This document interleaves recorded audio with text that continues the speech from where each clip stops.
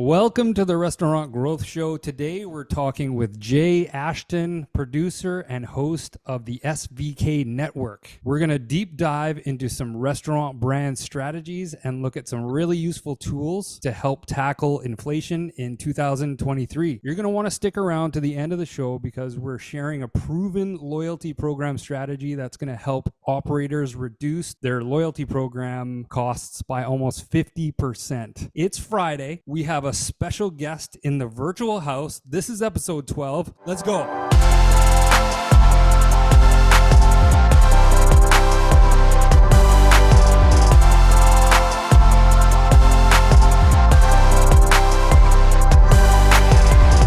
Hey, it's Gordon, and this is the Restaurant Growth Show podcast where we talk about how restaurants can use technology to grow their business. We've got a lot to talk about in this episode, but first, let's introduce our guests.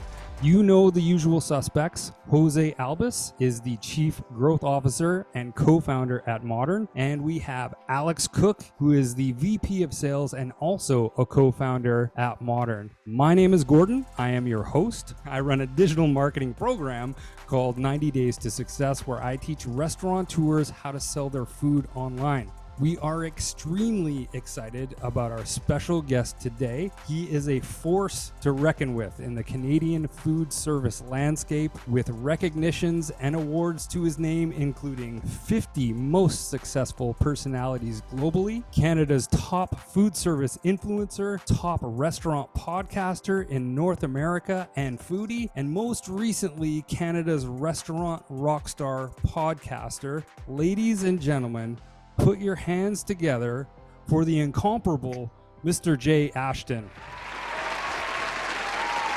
Is that cheering? Was that cheering? I want to trade titles with yours. I was gonna be like, that's a pretty cool opening. we got a huge It's like crowd here introducing in the studio. Mike Tyson compared to some no name. Awesome. How's everyone doing? I don't know about what's going on. What's happening? It's Friday. Getting ready for the weekend. It's podcast time. It is podcast time. I you know what? I have to apologize. I just want to get this out of the way really quick, you guys. Last week, I made a prediction that Canada would run through Croatia in the World Cup, and quite the opposite happened. They raised their game quite a bit, and I think they're gonna run through Croatia. No, God! So what I have to do here is I'm taking it on the chin for the entire country. This is my fault. I jinxed everyone, and I really shouldn't have made that prediction. I did. It's my fault, you guys. It's my fault that we lost. There you go. Did you put money on it, Gordon? I did not put money on it. I Sport bet action? Too much of a penny pincher to bet my hard-earned money on things that I can't control. So let's jump into this. Jay, happy to have you on the show. Why don't you tell us a little bit about yourself, the SVK Virtual Kitchens Network, and what it is that you do and how you help restaurants grow? So this is my 33rd year in the industry. And, I've dedicated about 15 years of my career helping restaurants out across Canada, leading and building the business resource department here at Cisco Canada. And all the great stuff that we did there over the last 14, 15 years, where we would work with about 6,000 independent restaurants a year across our country, and really from everything from menus to tech to social media to you name it. Culinary was a big part of it as well, and still is a big part of it today. So I built that department, and it's been a blast. That was incredible. And then the big C came, rattled stuff up, and it changed our world. And we introduced our SVK network. That has really exploded since. I talk about it a lot. It's awesome. It's been a blast being able to provide content and information to our industry, as you guys do on your show. We built something that we think is a gem, and it's a different way of looking at the industry. And we try to create we use the Oprah theory is what we call it, is that you never know what our shows are. We do about 28 different kinds of shows on our network. They're daily, they're live, Monday to Friday. And yeah, we have a blast just sharing amazing content from culinary to social media. You guys were on the show recently, Alex and Jose. Always And great to be a we have a guest on blast your doing it. show. What Yeah, was that? a lot of Sorry? fun. It's always great to be a guest on your show. It's always a lot of fun. Except when I'm crying, like last one. Um, I didn't have enough Jay, coffee Jay, in are me you either. podcasted out? Are you podcasted out? You're just doing so many shows across, with so many different, Yeah. guests. We actually just got ranked. We're in the top 25 podcasts now globally. Congratulations, that's 25%. incredible. Yeah, I just got 25 percentage. And I just got another stat this morning that we just broke. We're in the top 10% out of 2.9 million podcasts. That's incredible. So I guess that's what happens when you do one daily.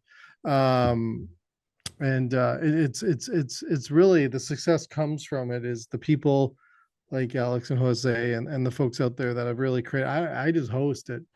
Like all those years Oprah took credit, she shouldn't have, because you just enjoy the conversations and you just listen to people and you get them to tell their stories, or you get them to show their products or their ideas or their culinary skills or the industry self. We use a model called edutaining, is the way we do it. Is that we have a lot of fun on the show, but we at the same time educate people on what's happening out there. And yeah, we do enormous amount of shows. We do Influencer Fridays as well, where we do product reviews, only live restaurant product review show anywhere on the planet, where we have chefs that actually review products without tasting them before. And yeah, it's a lot of fun. And we never have a bad product, put it that way. But yeah, we do that as well, also every Friday. That makes for some good content. Yeah, we saw some crazy soups today, I tell you. Awesome. We saw you must test a lot of different products too, Jay. I do. Yeah, we do. We not only do we test products, but we do ad reads. We do a lot of advertising commercials. We create our own commercials ourselves. So we do get a lot. Being a foodie and being in the industry so long, usually rarely I find something I don't like. So it's and I always say, I look at this and you see people give reviews and you see it, not to smash other celebrity chefs, but that are out there when you see these shows, but you may like something that I don't like, and I may like something that you don't like. And we saw that, you see that with wine. $50 bottle of wine is sometimes as good as a $5 bottle of wine. So I look at it that way, through those lenses, is how we look at things. And we want to be able to just share content and have a good conversation around it. It was interesting. We were at the Chicago show last May, and where our booth was it's kind of like an innovative food zone. And I was surprised to see how many plant-based products were out there now, but plant-based products that tasted like fish or tasted like chicken, meat, and everywhere and surprisingly enough, some of it was really good. It was hard to tell. If I closed my eyes, I wouldn't be able to tell if it was the real deal or whether it was a plant-based product.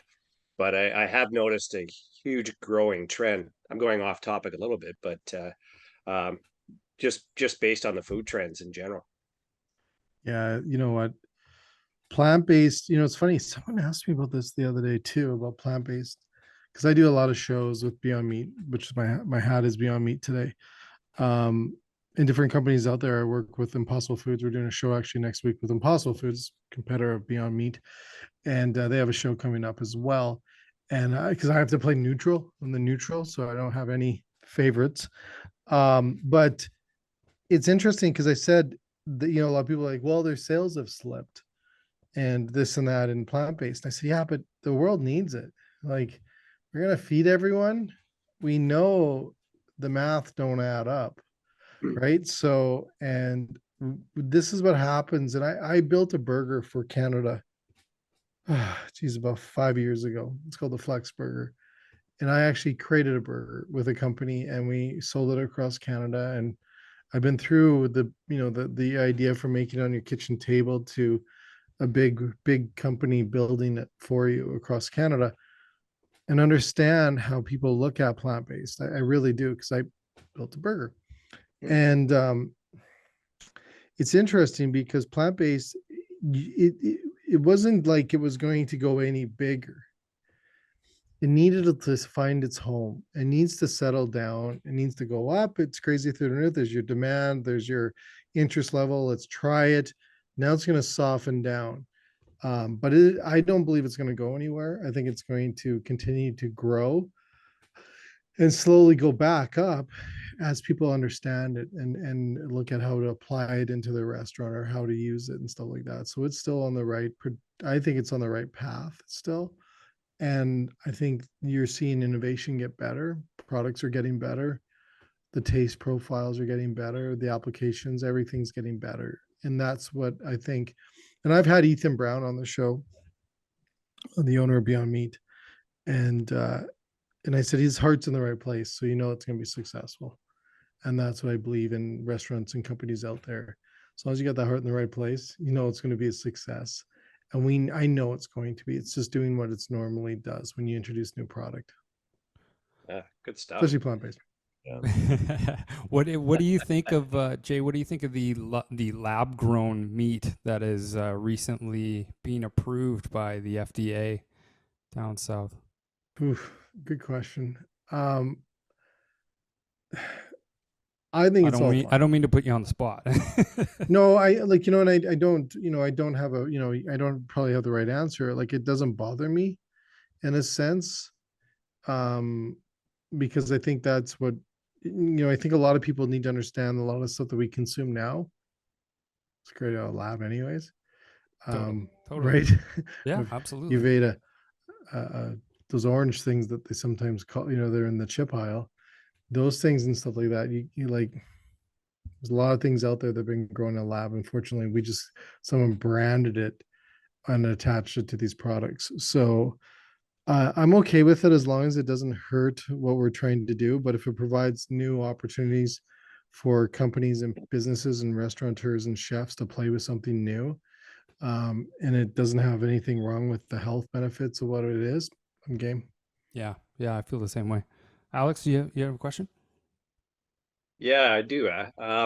So Jay, in the SVK Scott Moore episode about restaurant marketing, you had mentioned a program called the STIR, or Success Sure. Through Innovative Resources.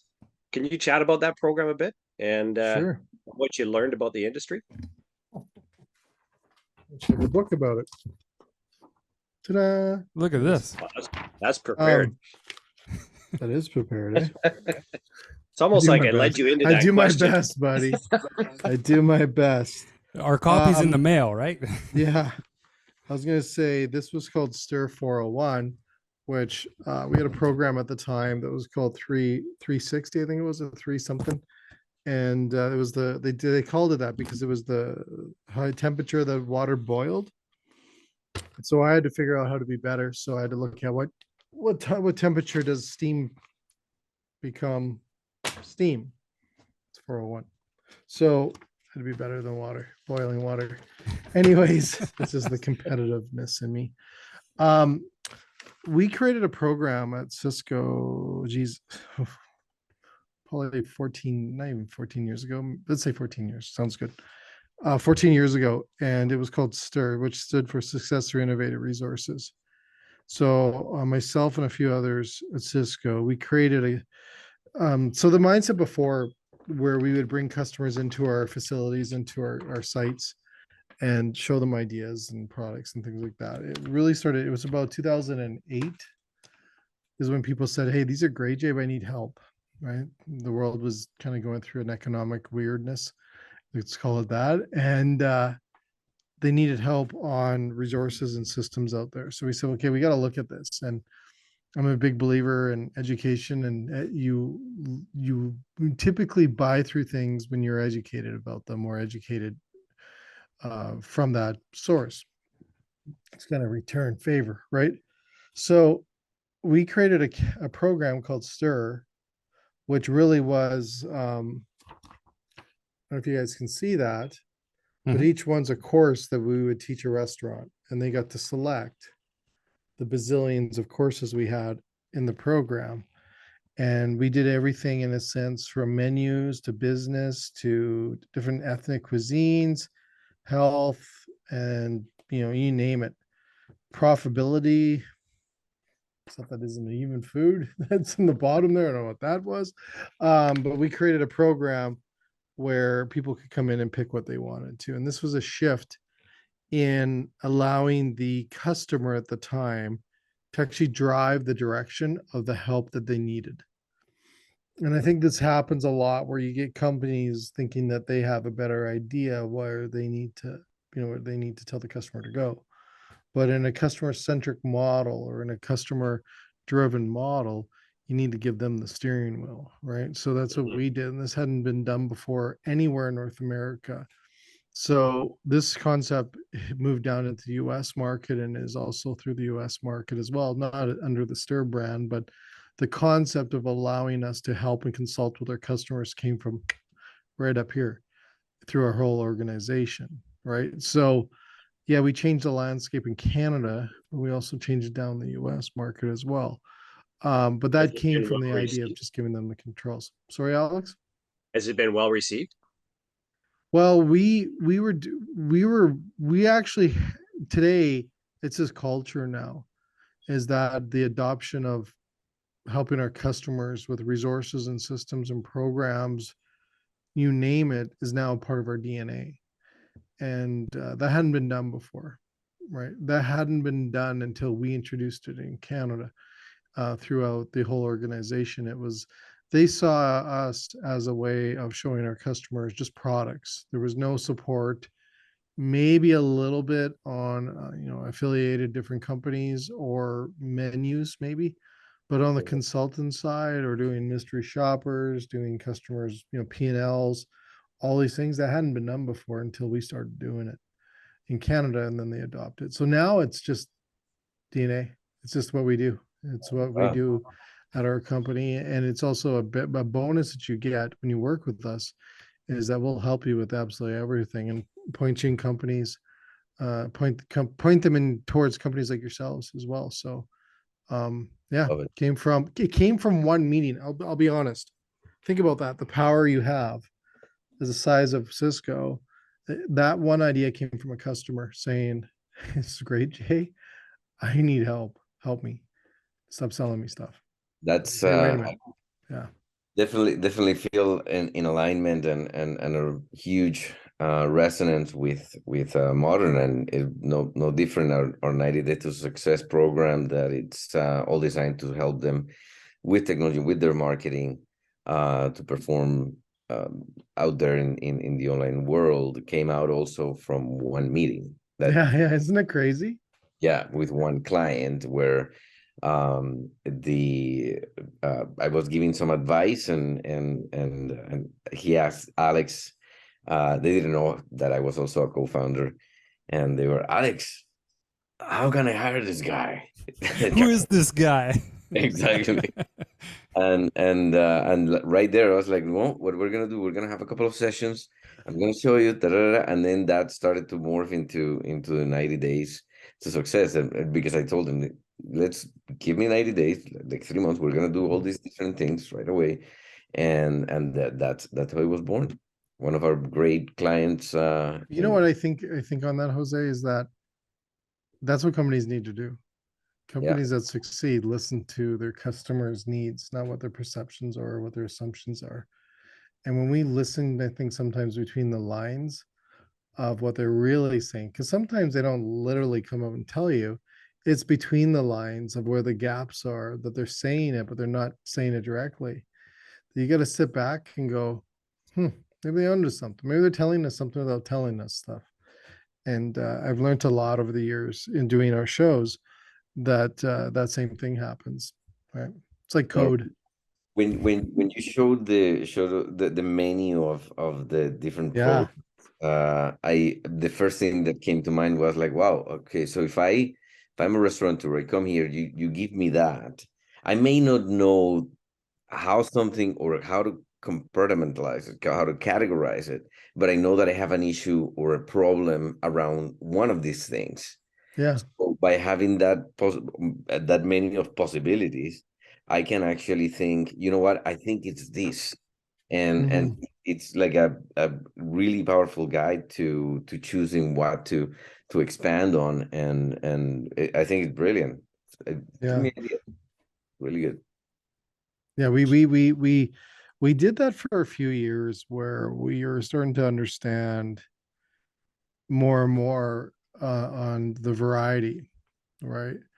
And I think I have a new philosophy with restaurateurs, and it's come from our shows over the last few years, is that restaurateurs can handle two things, and that's it. When you give them something to do, you throw a third in there, they forget the two, and then you're just back to none because they'll forget the third at the same time. So if we can just help restaurants with two things first, you can add a million of them, but that's all they can handle with what their worlds are like nowadays is two things. And I think most restaurateurs, if you can get them to accomplish two things, and then you can go to your third thing. But just accomplishing two things, like think about it. I've sat in 6,000 one-on-one meetings with restaurants when I was just in Calgary. That's before I moved over to Cisco corporate, and sat there and sat and ate and talked in conversations and from crying and I have seen everything you could think of. People crying about their business to people like we're having a great time to doing a session in a barn to a meeting in a barn with a customer to go through their menu to converting hundreds and hundreds of menus I've done over the years of changing what they are or marketing strategies or doing street activations with customers where we're feeding samples out in a downtown high rise in Calgary and to doing all these crazy things. And some of them are really not good ideas, and then you have to do that, by the way, is that we have to do more and more of that. And I think as our industry goes forward, if we can just get them to do two things when we suggest them to adjust their business and change it. It's easy for us a lot of times to sit in our studios or sit in our rooms or have guests on there and they come on, they say you need to do this and you need to do that, and I sit there going like, when's the last time you've been in a kitchen, man? When's the last time you talked to a chef? Last time did you meet with a restaurant or watch what they go through? And I work with an enormous amount of chefs and restaurateurs across the country today. And what I get to do and meeting them and talking with them every day on the shows is that you have a good sense of what they can handle right now. And I always say no, nothing more than two. And Do you see a trend for a lot of the kitchens trying to simplify oh, absolutely. their whole, not just their kitchen, but their whole Everything. operation? Yeah. It's kind of like when Yeah. Apple came out with the iPhone. It was like, um, make it as simple as possible for the user, but behind the scenes is extremely complicated. And I You're think that's the absolutely trick, is how do we keep it real simple for everybody, yeah. especially the operators, because they got so many things going on and they got new things being thrown at them all the time. And they're, uh, doing their best to stay ahead and Yeah. give the customer the best experience they can possibly give them. But I think as, uh, partners with restaurants and whatever it is, technology or food, is whatever we can do to simplify it Yeah. for them and make their life a little bit easier, the better.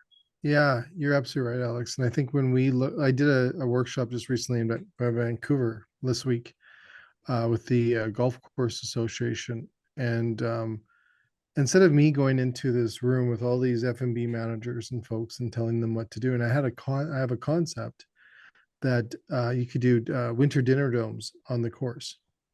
So if golf courses, so when we shut down a golf course, it doesn't happen much out in your neck of the woods, but in the rest of the country, in Canada, where it's minus 30 and the golf course is completely shut down, kitchens mothballed, people are laid off, winter, all these different things, then you could actually create dinner domes throughout this beautiful landscapes. You got the landscape already.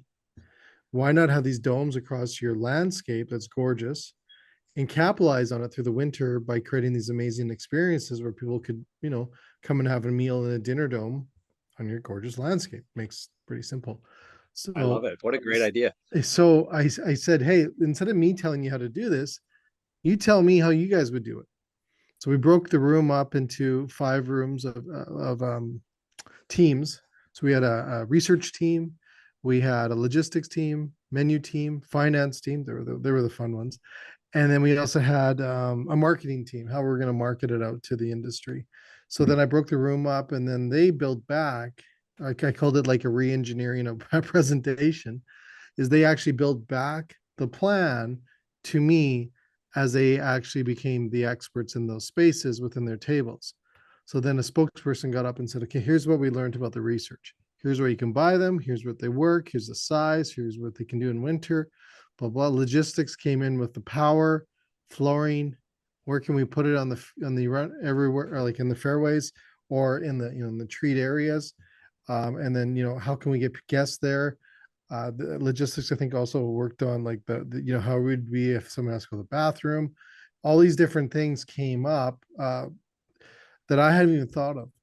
And this is the power of also working with the team, and also instead of us telling them what to do, they told me what to do. And that was about the coolest thing I ever saw in a workshop in a training session, opposed to, the typical speaker coming in here, flipping the slides and doing the same thing over and over again. We tried something different. So I think, and that was one of those things of just being innovative and also trying to think outside the box. I think that's what they called the talk. Anyways, so that's what it is. And I think with me, one of my strengths is obviously being innovative.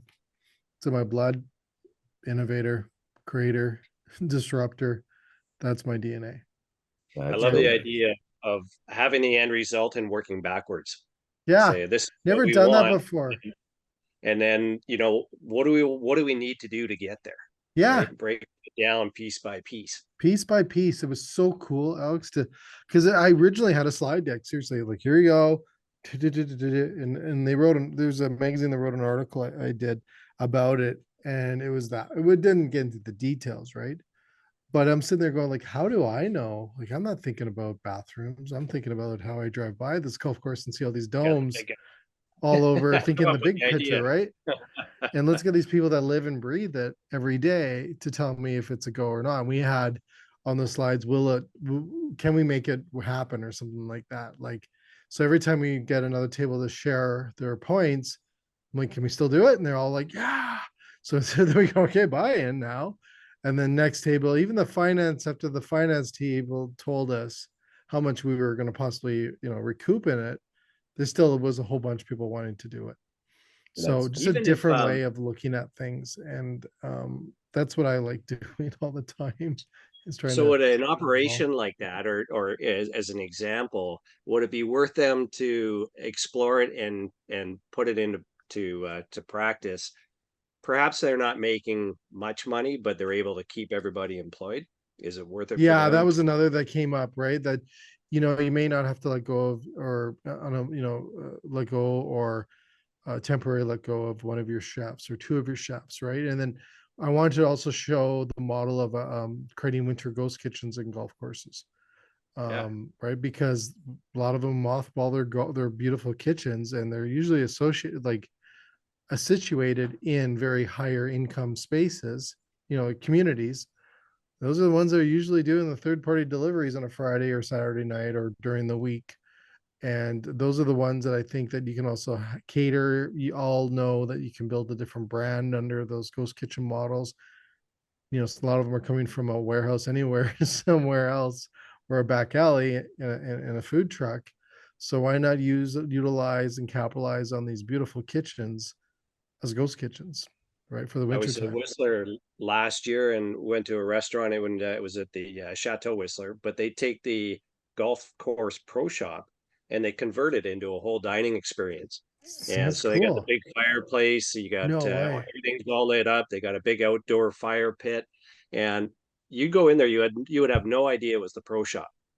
Brilliant. And they specialize in fondue, so they also found a whole different dining experience. So it's not regular food that you would find in the hotel. They wanted to specialize in a completely unique dining experience. That's cool, eh? Yeah. And outside of the box thinking creates a buzz for the and additional marketing the golf course in general. PR. It gives a whole new look and feeling, and what a great experience for the individual. Something completely different than what they're used Yeah, to. and the ideas they came up with, someone's like horse wagon. I'm like, never thought of that. That's cool. Yeah, why not? Right? If Yellowstone. you want to put that horse on your course, yeah, I'll do you. Right. And then a lot of the challenges that I never thought of before, and they got through those. And I think I think that it shows me that also when we look at you mentioned earlier, Alex, the simplicity, restaurants looking for simplicity, absolutely, but they're also looking for innovation still. And I think when it comes to the innovative side, it's not necessarily always the food, but on the experiences that their customers are looking for, is what's that innovation for a customer that comes in, like that experience? Is it a having a dinner on a golf course in a dome in the middle of a winter? Like, just picture how pretty that would be, and the photos and the Instagram worthy stuff that would come out of that activity. But I think restaurants are looking for that. We did a show just recently with Sterno, and Sterno came out with the tabletop s'mores little fire things and cauldrons and stuff that you could give your regulars or people with kids on a table, and you can have a campfire s'mores on your table. Brilliant.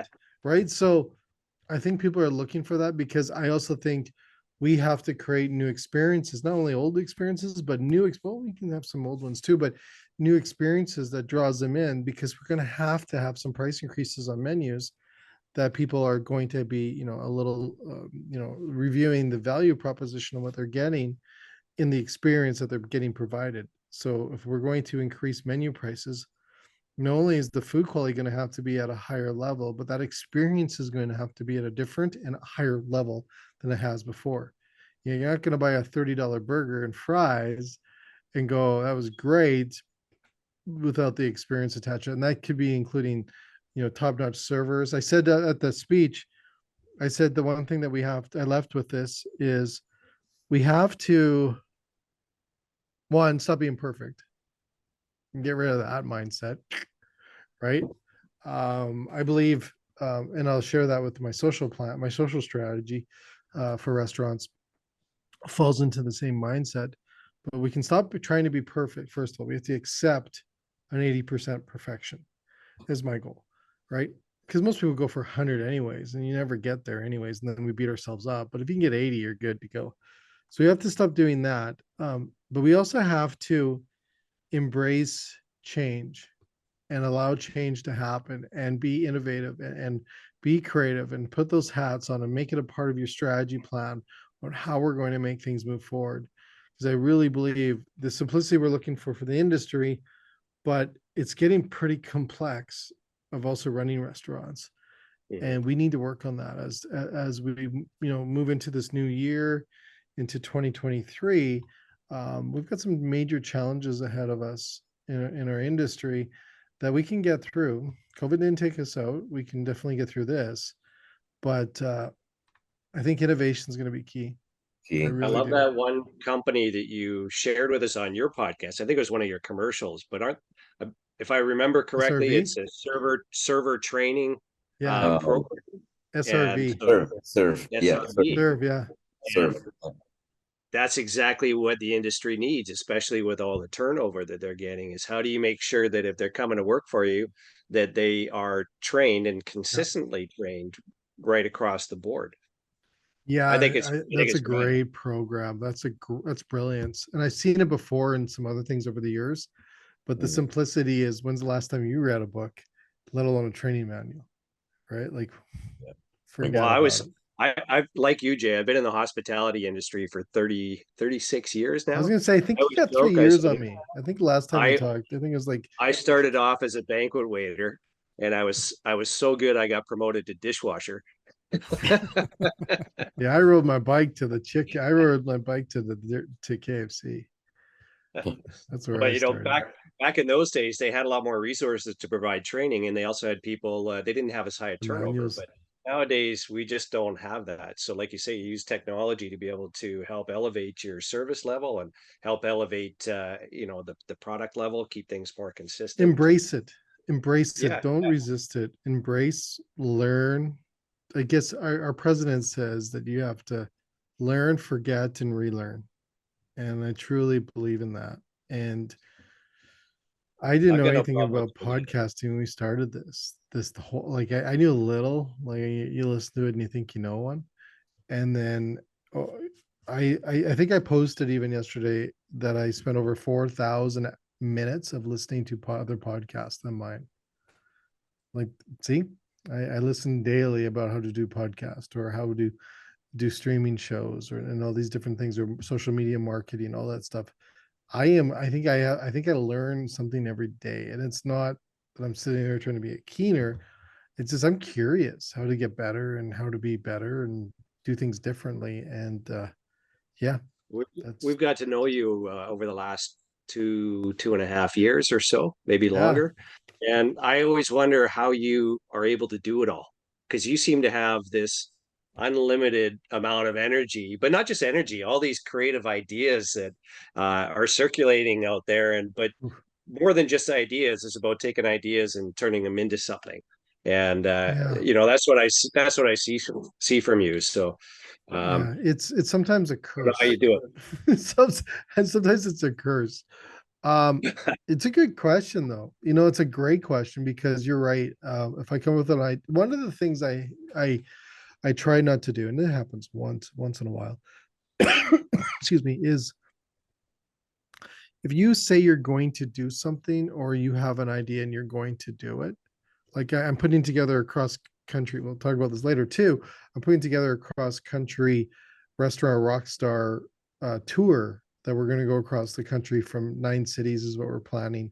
And we're going to go out there and we're going to do 2-day workshops for restaurants and chefs across the country. And we're going to get in there because it's time to roll up the sleeves and get to work and help them out. Well, I was working on the idea yesterday and I'm like, we're going to do it. Like, it's simple. If I'm going to say I'm going to do something, I'm going to do it. And if it means, 3 o'clock in the morning, a few cups of coffee, and we have to bust and get it done, we will. Nothing I hate more is ideas that come out that haven't had a chance to percolate or move forward with or to pilot. As one of my other bosses has always said, why don't you just pilot it? It's like brilliant, right? So when we do that, I have to work through the process, which is going to drive me crazy because we've never tried it or did it.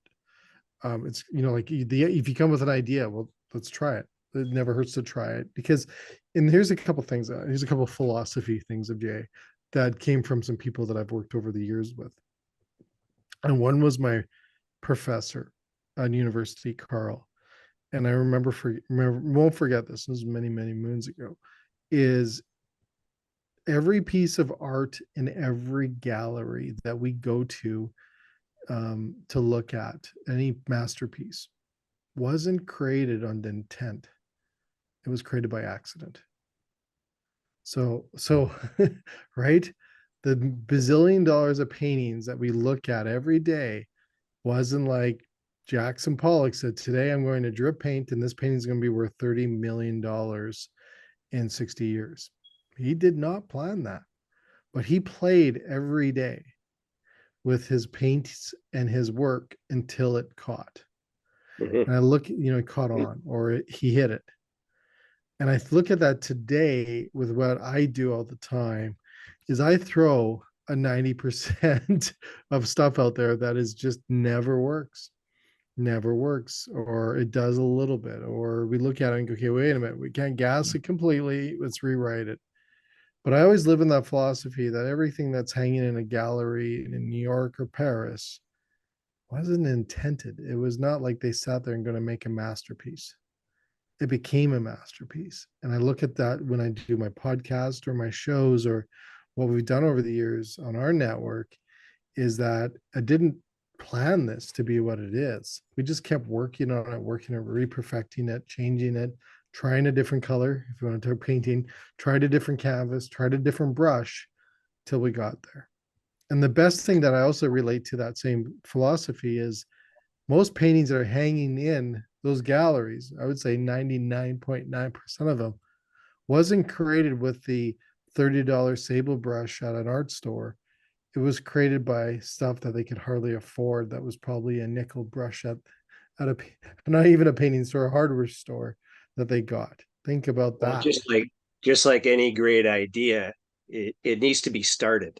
Exactly. Start You're it, right, there's Alex. no way it's ever going to get finished. It's But never you gonna know, I get know just finished. from when we started Moduurn just as a startup company from nothing, it came I from remember Jose on his couch. I will Well, I never started it. forget you, dude, on your couch. The one show, something we did, and you're sitting on your couch. He's like, "It's my office, Jay." I'm like, dude, you got the still same is. philosophy. I loved it. Yeah. He just changed his background now, so it looks a lot better. Nice. So good. I know, but I think it was like some meeting or something we had, and he's on his couch, and it's just like it's my office, man. I'm That's working right, on that's it. right. Like, I love it, man. You guys have grown so much, and I'm honored to meet you and been through this over the last few years. And what you guys are doing is Likewise. incredible. And I've been a fan from day one, and you guys have supported what I've done so much too. So I can't thank you enough as well. Thank you. No, thank you. Thank you for helping the industry. It's for being such a beacon of transformation. And I also follow your show quite a bit. And there's some shows that I get drawn in. One of them was with Jim Taylor. Jim, yeah. And it was about inflation. And you Mm. had this inflation calculator. Yeah. Which I mean, when we talk about give them two things to do, I mean, is that one or is that two? That's like 20. No, that one I broke, screwed that one up. Hey, Jose, should have kept it to one. No, the thing on that is that. So one, you don't even need a calculator to look at your overall loss in inflation. It's pretty simple math, right? That just allows us to look at what you can do to recover some of those numbers or that loss that you're going to lose. And it's something that we can scream and we can stomp our feet as much as we want to within the dollar amounts we're going to lose in social or lose from inflation. The thing is we just need to look at creative ways of working with it. And I think that's when I look at a tool like that.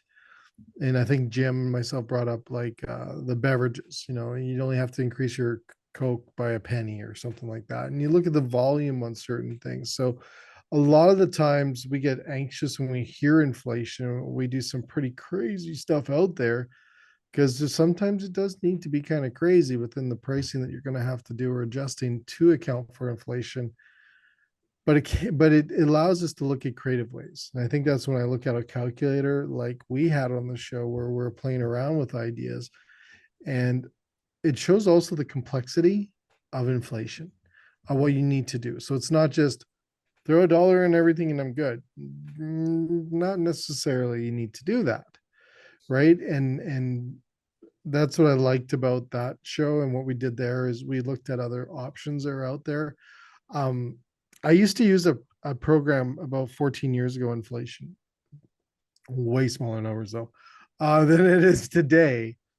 And we would then work back. And it's similar to what you're saying, it's like that work back, right? So you look at the overall number of what we're going to lose for inflation percentages, or at that time, it wasn't even about increased inflation. It was just overall inflation. Because every year there was inflation. Like we kind of forgot about that when we're freaking about the numbers we are. It's like it's not new. Every year it goes up. So we were looking at that. I don't know if we ever had a deflation year, but that'd be cool right about now. But there would be, so we would look at that and then we would just go in there and, okay, what items can we adjust based on the volume? And can we actually reduce some menu prices and increase volume? So, increase volume by adjusting them, putting them on a, feature sheet, putting more attention, get the servers talking about it, create some buzz, all these different things. So it's the thing about inflation I find is you can work with it. And in today's world, you're kind of forced to really work with it.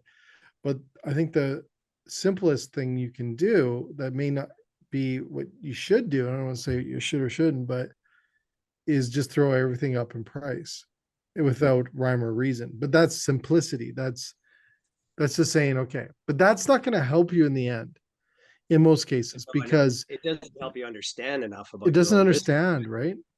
Because what will happen is people are going to capitalize on those, I don't say mistakes, but those misjudgments on some of your products that you also have to understand the ceiling price on some of your products as well, right? I think we're hitting ceiling prices. I've heard some pretty crazy stuff lately on some ceiling prices right now where we're hitting it where the consumer hasn't accepted the price increases yet. Like the overall mass hasn't said, you know what, I'm okay with a $40 burger.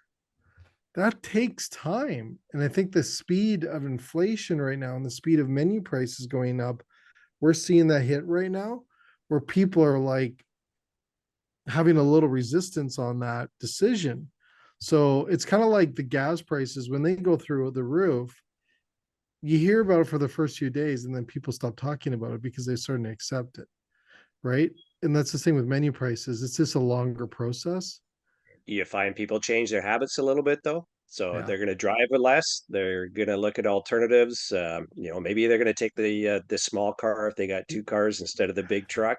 Yeah. And I think that happens with the restaurant industry too. And I agree with you. Um, you know what? I had an old boss in the industry years ago, and he said, my trick when it comes to raising prices is I raise them a nickel at a time so that the consumer doesn't notice. Mm-hmm. But I do it more often. Yeah. Now, this is while this tells you how Oh long yeah. There ago. was remember those tricks though, Alex? We used to Yeah. do, I remember one place, like they were giving away free coffee. We said, well, they're like, we can't do it anymore. So how do we do it? How do we charge now for free coffee? We've been doing free coffee like 20 years or something. I think it might have been a bingo place that served food. So we had to look at different strategies on bumping it up, but also making sure that they didn't lose anyone. And then also making sure there wasn't like a negative, position around it. And there's different crafty ways to do it. And I think that year we helped them create an $80,000 in revenue just off coffee. Right. With a different strategy, Yeah. just And by changing the strategy. I think they gave, I forget how much, 20,000 back to charity. I think it was too, off that coffee. No, I think that one of the things that I really called my attention of that particular show was that you guys gave like these really good principles and few things to do that would have a real impact that you usually don't think of, right? Because like you said, this is inflation, everything should go the same, and that has all the impact that Alex is mentioning, that or the resistance of the client. Like it could have changes in behavior. And one of my favorite things that you said that always look, or that Jim said, was like always look for contribution. Look at what the contribution of one thing can compensate for the other one, so that you don't have that impact that you may be so concerned about. Like if you actually could compensate with Coke the problem with the increase of the stake, if you have the data, which of course the power of data again, right? And understanding and being able to make those decisions on the fly, which is one of the things that I love so much about what we do at Moduurn with dynamic pricing, we call them. One quote from that episode that I remember, it was actually the one with Scott Moore. It was evolve or dissolve. I absolutely love that quote. That wasn't mine. That was his. That was a goodie. Right. Yeah, I absolutely love that. And that just encompasses what we're all having to do right now, especially operators themselves, at store level. It's like evolve or dissolve. Keep it moving, keep trying, keep iterating, rinse, repeat, right? I think the thing on that too, I think that's the success also of these podcasts and different shows out there, is that we can get the content to you now. Like it's because it's changing at light speed. Like we used to remember, Alex, like back in the day, we get excited about remember when gluten-free came in, everyone's like, oh, and it took like a year for that trend to, shape out. Well, now you'll get like a trend today and like 2 weeks later, the trend's gone. Like, right. Like, have you guys seen butterboards now? Like they came and gone. Right. Like these things, like they just shift so fast now that I think getting the content through these new channels, these new areas, these new spaces is so good for restaurateurs to keep the finger on the pulse and keep evolving. The industry is just moving so fast right now. It's just, I've never seen it move so fast. One of the things that brings to mind is that I mean, because a lot of it, when we think about what we're looking for is data that validates, right? And my engineer starts popping out all over the place, but and the marketer too, getting excited about data. But the fact that you can collect data in so many different ways and so much data, so if you run a test, you can have the results really quick, and you can actually pivot into something else, right? And that happens in marketing. That didn't happen before. Like back in the day, you would run an ad with a promo code to track it in a printed magazine, and you needed to wait six months to see the results, or a full year. Right now, you can throw an ad on a Google or something like that, pay the money and stuff, and you within a week or a day, you can get the results that you're looking for. So, on that note, I'm curious about, in your opinion, what tactics have worked best for quick service as opposed to fine dining? This is something that I'm always fascinated for, because fine dining is like I think is the one that has the biggest resistance. I find it super romantic, biggest resistance to change and transform. QSRs versus fine dining. Great question. Jose, you're not supposed to make me think on a Friday. I think, well, here's where I go to right away. For some reason, I want to say that QSRs have the ability to adjust and change at a speed that maybe a point where they're also leading the trend or also creating the trend. You think about it, right? So they may come up with something bizarre in a way, or an item, or a procedure, or an app, you name it, right? That they have the ability, I think I think they can scale it faster, apply the strategy, idea, menu item in a faster way than possibly a sit down operation.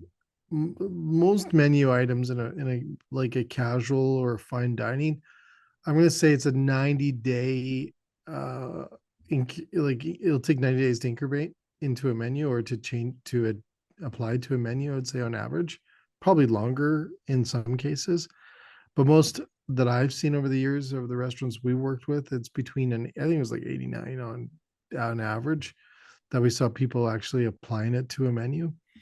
So I think from a QSR is that they can also apply that faster and a lot more impactful, I guess, in the scale and volume that they're putting through.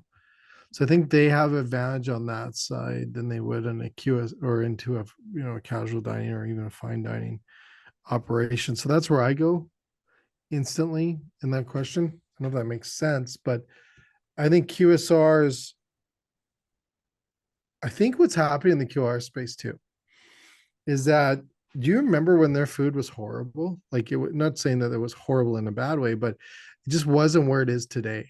And that was probably about 15 years ago, right? Like there was a different shift, and they caught on going, hey, wait a second. We got to start increasing the quality of what we're producing within the products that we're getting. And nowadays, they're actually really good on what they're producing and the speed and the technology that they're using to get that product out or to apply it onto the menu. It's not like it was 15, 20 years ago. So they are getting more advanced. The products are getting better. The experiences are getting better. Look at McDonald's app right now. That's a great app. That's a brilliant app. Driving foot traffic, driving business, rewarding people, right? So I think they're catching on. I think the QSRs are becoming more alert to what the consumer is looking for than anything, and that could be from the data that they're pulling from the consumers through those apps and through those things out there. I think you're going to see that in the disadvantage on the fast casual. I think fast casual, I think I said this a while ago, is going to turn in to an event dining experience. In a sense, it's Alex's birthday, it's Alex's anniversary. Those are become those activities. Because if we go back to the dining days of what dining was, right? I remember doing research on this. Oh, man, you guys really get me thinking now on the old days. They start forget about all this stuff. I know. I remember researching that, like the 60s, and so when you go back to dining, right? So we ate at home the longest time, and then we started dining out. When did that process switch over? When did we start dining out at a sit-down restaurant in that format? Was based on holidays. So when you go back, when I used to go out with my family, it was a birthday, anniversary, some special occasion. There were occasion-based dining, right? Then we saw that slowly shift into weekend dining, right? Friday, Saturday, and Sundays was when I went out with my parents, right? And then you saw that turning into, as more people went out to the workforce, less opportunities for it. All shifted in a sense of that eating at home, right? So if you look at today, that is almost completely flipped, where we dine out and grab food with the convenience of third parties, also the convenience of price points, cooking, everything else, plus the constant marketing through social, right, of these places, TikTok, everything else that's out there. We're looking at, really a population that doesn't know how to cook at home. And I know COVID kind of made us reminded us that we can all make bread now, I think. Yeah, hey, we can all make bread now. But I do think that we do have some opportunities to look at that and to understand where it's come from. But dining has in the casual place and into the fine dining, I think it's going to be event or special occasion dining. I honestly think that's where you'll see that shift. And it's not a good thing or a bad thing, because it seems like we have a holiday for every day. I forget what today is, but there's a different day that we place on every day anyway. So it might be, burger day tomorrow and we don't even know it. It's Friday. That's all we need to know. I'm glad you brought up McDonald's, because I have a really fun fact that I just learned today, or it was yesterday, I think. The menu board provider for McDonald's has a facial recognition feature. Yeah. Based on what you look like, your age, your gender, when you pull up to the drive-thru, they have over 500 menu variations that they'll show you. That is crazy. I met the company. I met the guy that does that. Oh my god! Like they work with that, and so that they tap into the AI. Mm-hmm. So even if it's associating you also in having a bad day, you'll see your menu items changed based in that as well. Isn't that brilliant? You roll in and you're frowning. They're gonna show you some more frustration and frown. Like you think about the way that our faces look and how we look at someone, you can tell, especially in the technology side, right? So if I'm going out there and I'm looking frustrated, and then you put something like dessert pops up, hey, right? So you think about that and the dopamine that's being released as you feel better by just going there and looking at a menu board. That is beyond intelligent and mind-blowing of what those places are going to do, right? Yeah, I have a feeling they're going to show me salads when I come up to them. Well, that too, and I guarantee it's picking up what we're saying too, right? So if we're like, yeah, you can't eat this, I'm on a diet, all of a sudden there's salads appearing, right? Like I guarantee it's also pulling in what we're saying too. Yeah, absolutely. Yeah, exactly. If not, we should invent that, Alex. That's my fear at the border. Well, say something. I always say test it. Say something like IKEA and see if your phone listens to you. That's right. You guys ever do that? Yeah, the ads will show up. Exactly. But I am so sorry. This has been an amazing time, Jay. I'm hoping we can get you back soon. Thank you for taking the time. We really appreciate you doing the show. We know how busy you are. Just lastly here, can you let the people know how people can connect with you? What's your platform of choice? LinkedIn. LinkedIn's the best way? LinkedIn is probably the best place to grab me. And to find out what I'm doing over there. And that's probably the number one place and then I'm on Instagram as well, but most of the time I'm on LinkedIn. What's your handle on both? LinkedIn is, I think you just look up Jay Ashton 1304, I think, on Instagram. Okay. Or 1305, sorry, on Instagram, Jay Ashton 1305 on Instagram, and then just Jay Ashton on LinkedIn. Awesome. I'll be sure to include your handle in the show's description. Before we let you go, at the beginning of the show, I promised a loyalty program strategy that will help operators reduce costs by almost 50%. This strategy comes from the Director of Marketing, Casey Hilder at Starbird Chicken. They are a fast casual US franchise that is growing very quickly. They're looking to double locations from 12 to 24 in the next 18 months. They're absolutely crushing it. They're a very tech-forward QSR. In an interview with Zach Oates from Ovation, shout out to the whole Ovation team, Casey talked about how Starbird switched from a spend-based loyalty program to a frequency-based program. For example, as opposed to their guests spending $100 and receiving a $10 reward, which is a fairly common strategy across the industry, Starbird switched to a frequency-based strategy where their guests visit 3 times and they would receive a $5 reward. What Starbird found was that their guests were spending close to $100 over those 3 visits anyway. Therefore, they were cutting their reward in half. What I'm going to do is I'm going to link the interview in this episode's notes so you can check it out for yourselves. Again, we'd like to thank Jay Ashton for taking the time to visit with us and give us a little bit of insight into the industry and what's going through his mind right now, which is a lot of really, really cool things. Alex, thank you again. And Jose, of course. My name is Gordon. This is the Restaurant Growth Show. We'll catch you guys next week. Thank you. Adios, guys. Thank you. All right. Thanks so much, guys. Thank you. Take care. Cheers. Stay close.